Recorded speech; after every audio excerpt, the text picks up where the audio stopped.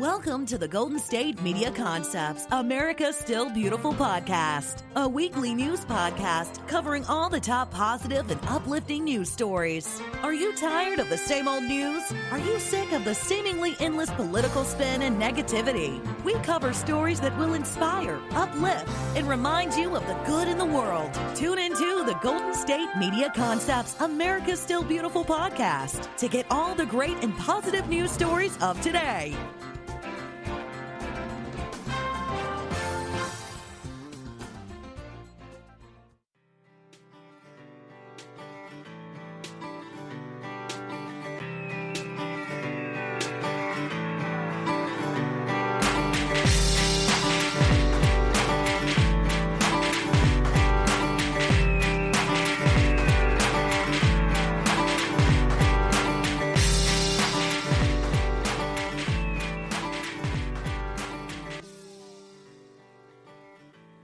Welcome to GSMC, America's Still Beautiful podcast, brought to you by the GSMC Podcast Network. I am your host, Alyssa Jo. Hello, everybody. How is it going today? I hope you're having a wonderful day so far. Happy Monday. Happy brand new start to the week. I hope you had a wonderful weekend, got to maybe relax or spend time with friends and family. I had an amazing weekend. I got to see some friends I hadn't seen in a while, as well as some family. Spend time for my best friend's birthday. It was a good weekend. I'm feeling good. So I hope you also had a wonderful weekend as well. Well, I am back with more feel-good, positive stories to share with you today. I got some good ones. I say that every episode, but I got some good ones, including a story about the real-life Willy Wonka. Yes, the real-life Willy Wonka. You're going to have to wait for that, though. I am going to share that story a little bit later, but don't worry. I got some other really good, fun ones as well. I got some new inventions. I got some positive things about the environment. You know me. I try to throw in something positive about the pandemic. Stay tuned. There'll be something with that, too. Lots of good stuff. So why don't I stop rambling on and just jump right in to sharing these positive, feel-good stories with you. Well, this was pretty cool. This is a new invention discovery, I guess, but basically, have you ever thought, okay, what if there was a way of pulling vapor from the atmosphere and bringing it through faucets as clean, drinkable water?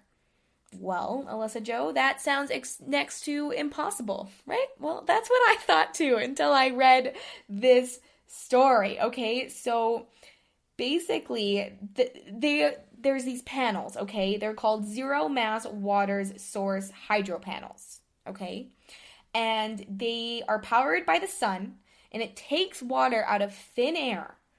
Yes, I'm not even kidding. So through a grant that was provided by the Unreasonable Group and Barclays Bank, there was an initial demonstration project, and it's bringing this an amazing air-to-water technology, and it's bringing 15 to Navajo households. So through a grant that was provided by the Unreasonable Group and Barclays Bank, it was an initial demonstration project, and it's bringing this amazing technology, air-to-water technology, to 15 Navajo households. How incredible is that? So this project is being managed by Navajo Power, Public Benefit Corporation, and Arizona-based Zero Mass Water. And already this demonstration project is proving to be remarkable. They say, we are so happy to see these systems come to our communities. We have not had basic access to water for all of these years. So that was Mae Franklin of the Cameron and Coal Mine communities. So you're probably thinking, okay, this is cool. You're telling me all these stories, but how exactly does this work? Okay, so some of the answers to this is actually apparently like trade secrecy and like multiple patented inventions. But we do know that these hydro panels are powered off of grid solar energy. They have fans that draw air into the atmosphere, and they push it through what's called a hygroscopic. And then from there, the trapped water vapor is extracted and gets condensed into liquid that's collected into the reservoir of the hydro panel. So to make sure that it has the ideal taste and composition, then that collected water is then mineralized and then it can be run through the faucet and it's ready to drink. Pretty incredible, right? So this state-of-the-art technology doesn't end there though. Like, it gets even better. Each hydro panel connects to a cloud-based network and is monitored for performance and quality that way. So source hydro panels are already well established globally, as we know, but with the technology currently supplying clean drinking water to tens of thousands of people in 45 countries through the partnerships with governments, corporations, and development organization, then there's potential for this technology to go even bigger. And similar to cellular telephones and like renewable energy technologies, the scalability of source enables hydro panels to be deployed at small residential homes and then roof mounted on schools or community halls and like even in water farms, they're saying, that's adjacent to entire communities, which is just incredible. So the CEO of Zero Mass Water, his name is Cody Freyson, and he says a standard 2-panel array produces 4 to 10 liters of water each day and has 60 liters of storage capacity. So in addition, each panel lasts for 15 years and utilizes solar panel and a small battery to enable water production. So what exactly is the quality of this water? And I guess it exceeds the standards of every country where the systems have been deployed, which is just incredible. They say that we are very excited to help shine a light on the potential of hydro panels to help solve the clean water access challenge our communities have been facing for decades. And there are thousands of homes without water, and this is the most cost-effective approach to getting clean water to these families. And they say, while our focus as a company is the development of large clean energy products, our commitment to the well-being of Navajo communities is our North Star. And we want to do everything we can to help the nation mitigate the threats brought by the pandemic. How cool is that? Literally water from thin air. Probably never thought you would hear that, right? Super cool. All right. Now, this next story is about this amazing man. He designed a mountain bike, and it's for people with disabilities, like himself. And he wanted to design this mountain bike to give these people the freedom and the fresh air back that they deserve. And it's just so cool. So his name is Christian Begg, and he unfortunately had a snowboarding accident that resulted in a spinal injury that sidelined him from his beloved outdoor sports. So he was quite determined to climb back up a mountain. He said, I just wanted to go outside with my friends and not have them worry or wait for me. He's like, I just wanted to have fun with them. I just wanted to blend in. So he started out by designing wheelchairs that offered greater versatility than traditional models. And then he turned his attentions to creating a line of purpose-built bikes for people with physical limitations. And the learning curve eventually brought him to the bike's current incarnation. It is incredible. They call it the Bowhead Reach. So its main wheel is located in the rear and heavy tread tires, and it's a powerful electric motor. And basically it's like a souped up reverse like tricycle, and it can go pretty much anywhere. It's incredible. And it's all-terrain bike comes in 3 different models. So it's a recreational model for everyday adventuring, a performance model for true like adrenaline junkies, and then the explorer mode. So it's like a push variation that allows for partnered assistance as needed as well. There's even a special package to adapt the bikes for use by quadriplegics. So he's pretty much thought of everything. If you want to go check out this, go to his Instagram. It's incredible. Bowhead Corp, it's called, and you'll see images of these bikes. It's absolutely amazing. And one of his first customers was J.P. Middleton, who is a volunteer firefighter and primary care paramedic who, like himself, had suffered a life-alternating spinal cord injury while skiing back in 2018. And so one day he was visiting with his dad outside the rehab hospital, and someone on a outlandish bike shot by them, right? And he says it was this Mad Max looking vehicle. He said, when I saw this bike, I was like, I gotta get myself one of these. And it was just a ray of hope. So he does credit the bike with giving him a big chunk of his life back. He also gets a kick out of the awestruck look he gets from passersby. Like, I can't even imagine. He says that this bike will turn more heads than a Lamborghini. And he is not the only one that has been more than satisfied with this bike. In 2019, Jane Corey, who's also paralyzed after suffering a spinal cord injury, set out on his bike for a 2,900-mile cross-country trek. It took him from Los Angeles to Washington, D.C., and he was raising money and awareness for paralyzed U.S. veterans. So him and his team, they initially built 50 bikes in the basement workshop, just a little like small thing. But the business was so brisk, Bowhead, that was named for the site of the headquarters of the Bow River where his crash actually happened. That's where the name come from. But it has now relocated to a large retail space across from the Canada Olympic Park. And there literally 200 orders have been incoming this year, and his envisions are quite bright. It wants to continue the expansion of these, and he's really channeling his passion and hoping that everybody else can kind of bring part of their life back with these incredible bikes. So what a cool, inspiring invention. All right, well, it's time for a little bit of a break, but don't go anywhere. I got a few more really awesome stories to share with you like usual, including that real-life Willy Wonka story. You're not going to want to miss it, so stay tuned. I will be right back. The GSMC Life and Happiness podcast takes you on a journey of exploration. We'll discuss tried and true methods alongside the latest trends of how to best live your life to its fullest and happiest. From psychology to meditation, science to self-help books, the GSMC Life and Happiness podcast will help you to discover what makes you happy and how you can live life being the best you possible. Download the GSMC Life and Happiness podcast on iTunes, Stitcher, SoundCloud, Google Play, or anywhere you find podcasts. Just type GSMC in the search bar.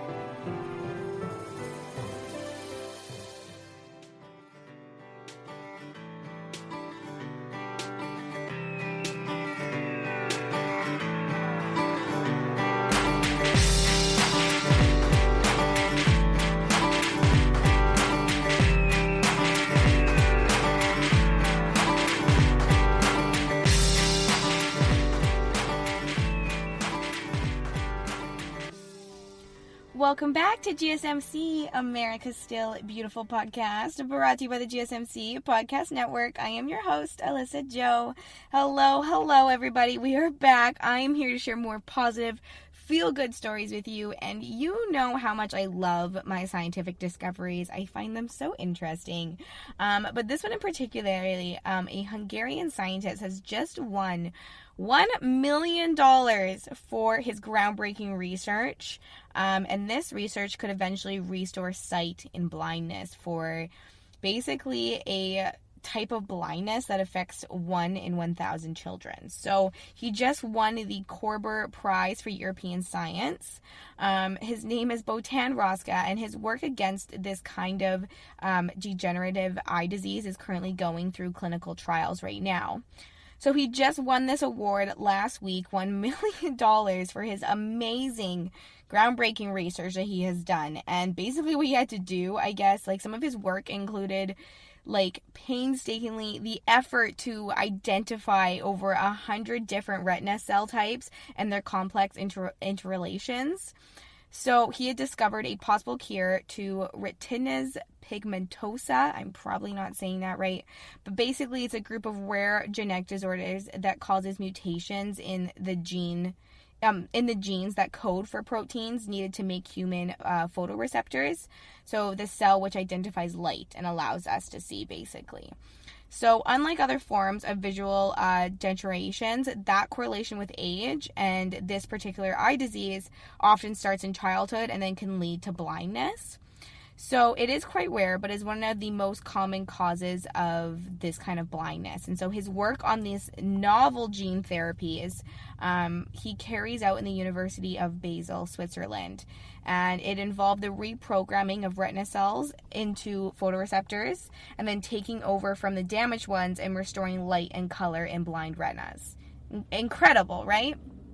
So the Corbett Prize is given every single year to a single European, basically just in the disciplines of life sciences and physical sciences.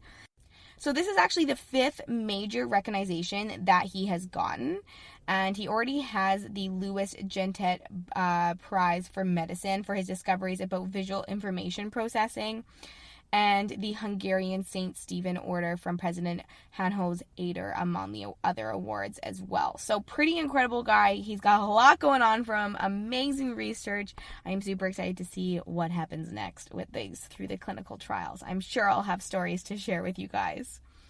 Now, my next story is about another kind of discovery here. Basically, some engineers created a self-powered wireless keyboard.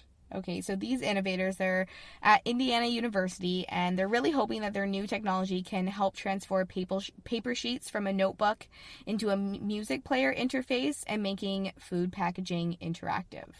How cool is that? So you're probably thinking, how the hell does all of this work? Well, basically, they developed a simple printing process that renders any paper or cardboard packaging into a keyboard, a keypad, or other easy-to-use human-machine interfaces, I guess. And they say that this is the first time a self-powered paper-based electronic device is demonstrated. And we develop a method to render paper repellent to water, oil, and dust by coating it with highly fluorinated molecules. So this coating basically allows them to print multiple layers of circuits onto the paper without getting the ink to smear from one layer to the next, which is pretty cool.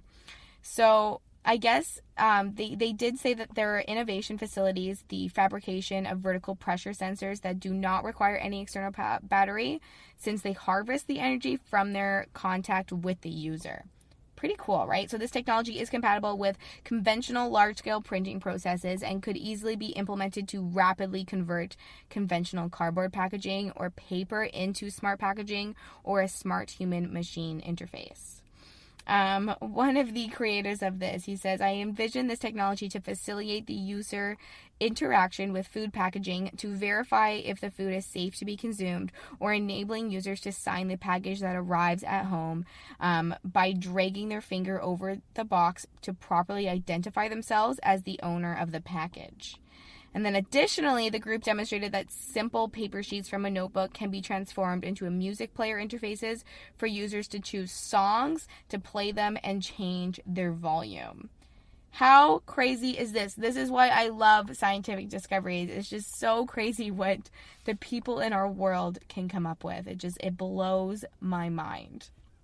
All right, so I did mention a story about the real life Willy Wonka, but I think I'm going to wait a little bit longer for that one. I think you're going to have to wait for that after the break, but I do have one more story before the break, and it's actually about a dog, very lucky dog who got adopted by an oil rig worker because he found him swimming 130 miles from the Thai coast. Oh my goodness. So basically these oil rig workers were working on an oil rig in the middle of the ocean, which you maybe expect to see an occasional whale or a dolphin, but you would never expect to see a stray dog.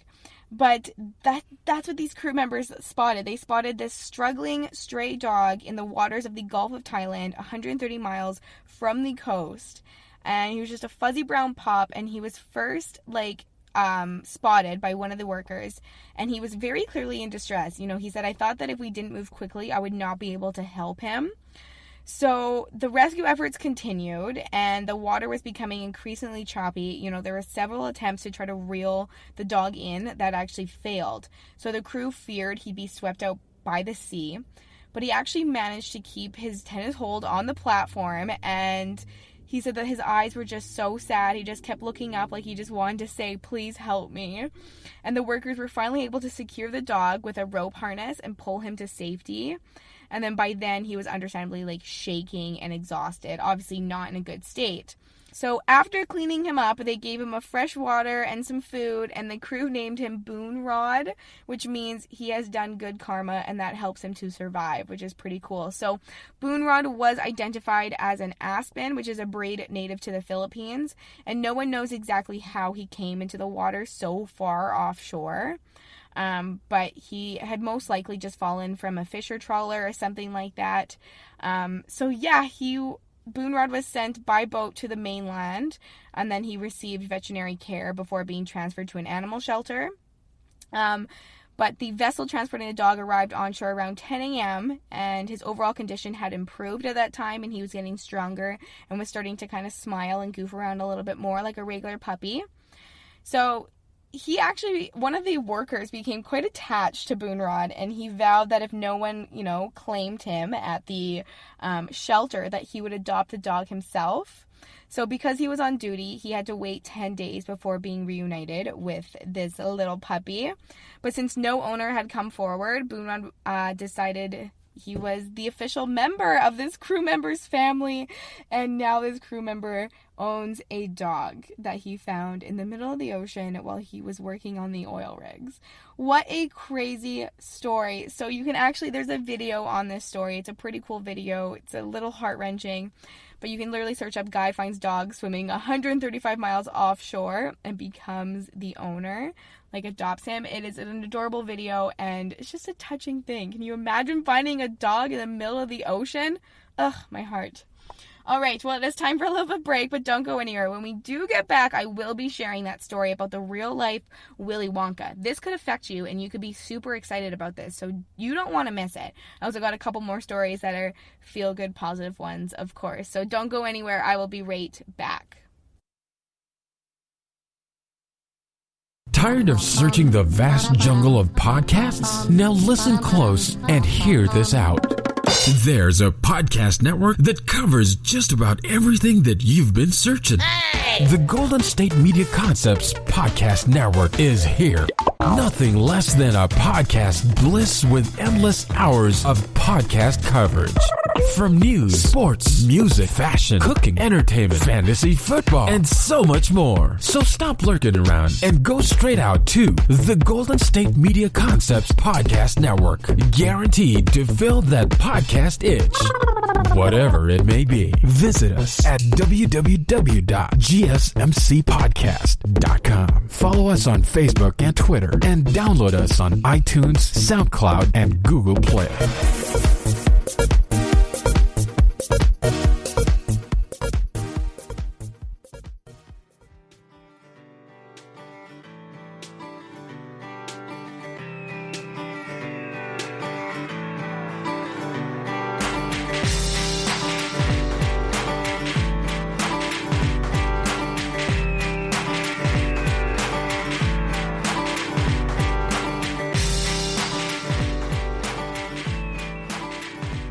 Welcome back to the last stretch of GSMC, America's Still Beautiful podcast, this episode. So a few more positive stories to share with you, so buckle in. Let's just get right at it again.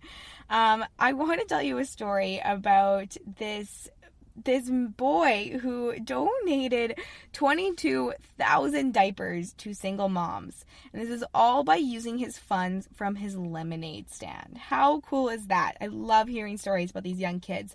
So he's 11 years old. His name is Carter Harry, and he, lots of kids set up lemonade stands in the summer. A lot of people just like to have a little change, maybe buy themselves some candy. But he wanted to use his profits to open a first savings account and to buy himself a very special treat. He didn't want to do that, okay? He wanted to invest it back into his Hampton, Virginia community.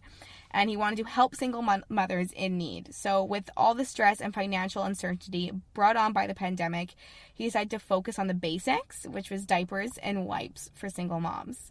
So he said he doesn't just want to spend any of the money on himself. He just wanted to continue to keep buying diapers and giving each day. So he was out there every day in the summer, earning money with his lemonade stand, didn't spend a single penny on himself, and just kept buying diapers and wipes. So this project kind of took root while he was visiting his grandmother, who lives in one of the area's more economically depressed neighborhoods. So he was very, observant for his age, and was taken aback by how many women he observed raising children on their own. And his instinct was just to find a way to help them. So his mother, he says, as he's getting older, he kind of understands. He just came up and said, hey, can we help some of the moms? And we were kind of like, what do you want to buy? And that's just how it all came about. So by the end of July, he was able to raise close to $5,000 via this lemonade stand, and from donations and distributors, there was close to about 6,500 diapers. So as of September, 22,000 diapers he's been very close to achieving his goal. His goal is 25,000 diapers that he wants to be sending out. So quite the generous 11-year-old, but it doesn't just stop there. So it's not just diapers. He actually started another community initiative. It's called Cardi Packs, and they're care packages for the homeless that contain like essentials. So your deodorant, your soap, tissue, hand warmers for when the weather gets cold as well. And last year, he actually founded his own nonprofit organization called Kids for Change 757, and it's to help the community and to make the community better. So this young kid is doing so much. He says his greatest joy comes from knowing he's made a difference and seeing how much his efforts have meant to the people he strives to serve. When mom, who'd been the beneficiary of his good deeds, broke down in grateful tears and gave him a big hug, he said he was truly moved. He said it was heart-touching. I almost cried myself when she gave me a hug and started crying. That made me just want to keep doing it more and more. Others can make a difference just like I'm doing right now. They can save lives and be heroes. You're never too young. I love that. You're never too young. Instead of you're never too old, he says you're never too young. And I love that. It's so cool to see young kids going above and beyond to help other people. All right. Now, my next story for you is about a woman who has designed these sturdy cardboard beds for overrun hospitals in India. And her family is selling them at cost, which is just absolutely amazing. So one unexpected upside to the coronavirus lockdown is that for many, it's become a time of creativity, right? We've talked about how people are getting so creative. They're getting so just like, DIY. I feel like everyone's just doing some DIY things. So, Reyes Shaw found herself stranded in her hometown of Vapi in Indiana's western state and not attending her doctoral program in the Netherlands. So she was quite frustrated. She wanted to do something. So she says, I was grappling with helplessness, thinking about what I could do with my talent and the resources available. So the time that she spent with her family led to this brilliant COVID-19 related brainstorm that was both organic to her family business and 100% recyclable to boot.